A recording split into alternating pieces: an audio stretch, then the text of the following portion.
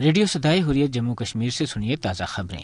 وزیر اعظم پاکستان عمران خان نے بیجنگ میں چینی ہم منصب سے ملاقات میں انہیں مقبوضہ کشمیر میں انسانی حقوق کی پامالیوں اور لاک ڈاؤن سے آگاہ کرتے ہوئے بھارتی ظلم اور ستم ختم کروانے اور کشمیریوں کے حق خود ارادیت کے لیے کردار ادا کرنے کا کہا۔ مقبوضہ وادی میں بھارتی لاک ڈاؤن کو آج 66واں روز ہے۔ کاروباری زندگی تاحال معطل ہیں۔ اخروٹ کے بیوپاری پھل وقت پر منڈیوں میں نہ پہنچنے کی وجہ سے پریشانی کا شکار ہیں، جبکہ بھارتی مظالم کی وجہ سے انسانی المیہ جنم لینے لگا ہے۔ ملائیشیا کے وزیر اعظم ڈاکٹر مہاتیر محمد نے بھارتی دباؤ مسترد کرتے ہوئے ایک بار پھر مسئلہ کشمیر کے پرامن حل کا مطالبہ کرتے ہوئے کہا ہے کہ پاکستان اور بھارت مذاکرات کریں یا پھر ثالثی کے لیے رضامند ہوں۔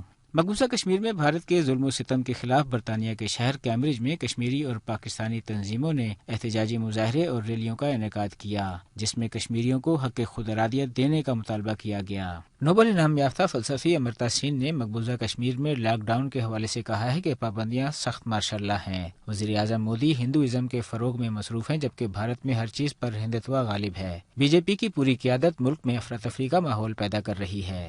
بھارت سے علیحدگی کی تحریک چلانے والے ناگالینڈ کے بزرگ رہنما مویووا نے بھارت کے یک طرفہ فیصلے پر تشویش کا اظہار کرتے ہوئے کہا ہے کہ مقبوضہ کشمیر کو حاصل خصوصی حیثیت کو ختم کرنا ناقابل قبول ہے۔ اس کے ساتھ ہی خبریں ختم ہوئیں۔ مقبوضہ ریاست کے عوام آج جس کرب سے گزر رہے ہیں، بھارتی پنجاب کے سکھ اس کا بخوبی ادراک رکھتے ہیں، کیونکہ بھارتی استعمار نے روز اول سے ہی انہیں بھی اپنے نشانے پر رکھا ہے۔ مشہور سکھ رہنما بلجندر سنگھ ایک بڑے عوامی اجتماع میں مظلوم کشمیری بھائیوں کے ساتھ بھرپور طریقے سے یکجہتی کا اظہار کرتے نظر آ رہے ہیں۔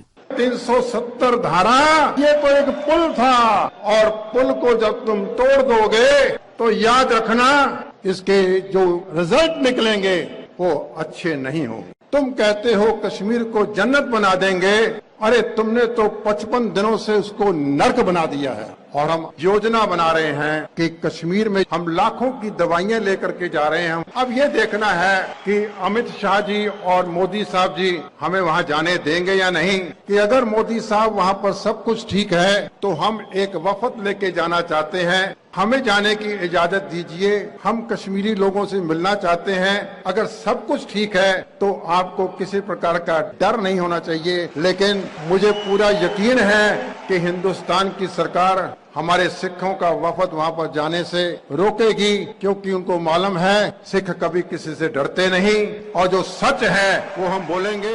یہ ایک حقیقت ہے کہ بھارت کسی کو بھی مقبوضہ کشمیر تک رسائی نہیں دے رہا کہ کہیں اس کے کالے کرتوت دنیا کے سامنے نہ آ سکیں، لیکن بھارت جو کچھ بھی مقبوضہ کشمیر میں چھپانا چاہتا ہے وہ آج زبان زد عام ہے۔